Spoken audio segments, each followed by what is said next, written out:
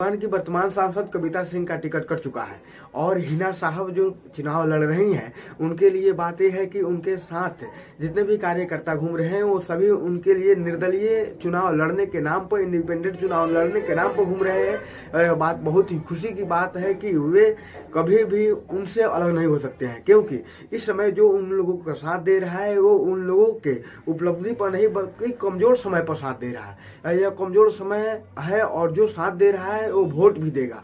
यह बात समझने के लिए है कि शक्ति यादव जिसने कहा है कि निर्दलीय हजारों लोग लड़ते हैं, तो वो हजारों लोगों में से ये लोग नहीं है। हम लोग भी सीमांत से नहीं है, लेकिन मान लीजिए शक्ति यादव, इतना बात भूलिए नहीं कि हम लोग बिहार से हैं और हवा आपका टाइट कर देंगे जहां जहां हम लोग हैं। इस बात को आपको चिता दिया जा रहा है कि आप टेंशन नहीं लीजिए। आप जिस बलबूते पर बोल रहे हैं, आप आरजेडी पार्टी में हैं इसलिए बोल रहे हैं। और उस आरजेडी पार्टी को खींचा कितने हैं? मोहम्मद शहाबुद्दीन ने। उस शहाबुद्दीन ने अपने जान दे दिया, लालू यादव के नाम पर यूं तक आने नहीं दिया और कभी भी टिकट के लिए नहीं लड़ा। आप ही ना बोल रहे थे कि उनके एमएलसी का टिकट दिया गया था, लेकिन उन्होंने किसी और को नामित कर दिया। तो पार्टी ने उन लोगों ने, वो परिवार ने कभी भी किसी तरह के, आपसे बता दें कि लालच में या प्रसादी के लिए मंदिर तोड़ने का काम नहीं किया है। इस बात को बार बार रिपीट कर दिया जाता है किसी भी मीडिया के द्वारा कि एक जंगल राज का एक केंद्र बिंदु था। अरे अभी क्या हो रहा है? आंख मुना गया है तुम्हारा? अभी कितने क्राइम मर्डर सारा हो रहा है। कौन है? शहाबुद्दीन साहब के मरे हुए 1 मई 2021 को उनका अंतिम संस्कार किया गया। मरे हुए 3 साल से लगभग हो गया। अब क्या हो रहा है? उसके पहले भी वो जेल में थे। अब कहाँ मीडिया की आंख बंद हो चुका है। ये भी तो उनका एक पक्ष है कि विपक्षी नेता जो थे, प्रधानमंत्री थे श्री अटल बिहारी वाजपेयी जी के द्वारा, उन्हें सर्वश्रेष्ठ सांसद का अवार्ड दिया गया था।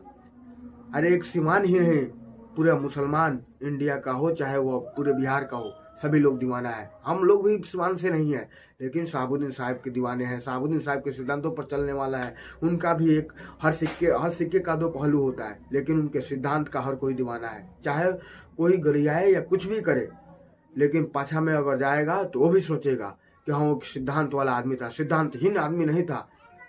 सभी लोग जानते हैं कि कितने पार्टियों से ऑफर उनको मिला, लेकिन कभी उन्होंने इसे स्वीकार नहीं किया। जब वो माथे पर टोपी लगाया करते थे तो फिर टीका भी लगाया करते थे। राजपूतों के लिए उन्होंने रजत शर्मा के शो में बोला था कि राजपूत किसी से डरा नहीं करते हैं। उन्होंने किसी को बरगलाने का काम नहीं किया। ध्रुवीकरण की राजनीति को उन्होंने कभी नहीं की। किसानों का साथ दिया, किसानों की लड़ाई लड़ी। और आज आपके द्वारा बोला जा रहा है कि हजारों लोग लड़ रहे हैं। तो मान लीजिए, आप देख लीजिए, हिना साहब यहाँ से जीतेंगी और माले को टिकट मिलेगा इंडिया गठबंधन से। और आपसे बता दें कि रमेश सिंह कुशवाहा को भी टिकट मिलने जा रहा है। वो भी, उनका भी पृष्ठभूमि माले से रहा है। आप उन हजारों लोगों में हिना साहब की गिनती करते हैं, वो हजारों लोगों में से नहीं है। आपके जैसे कितने छुटभैया नेता आरजेडी में आए और गए। खुद अवध बिहारी चाचा जो हैं वो आए और टिकट के लिए भाग गए थे। लेकिन 1 मई 2021 का दिन हर किसी को याद है।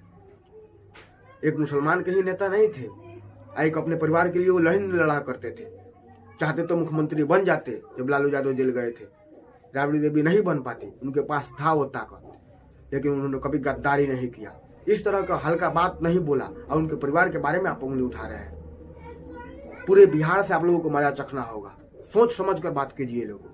आज भी लालू जी के प्रति सभी लोगों के मन में आस्था है, चाहे उनका परिवार हो या कहीं का भी कोई अल्पसंख्यक समाज हो या पिछड़ा समाज हो। लेकिन ऐसे गैर जिम्मेदाराना बात आप लोग नहीं कीजिए।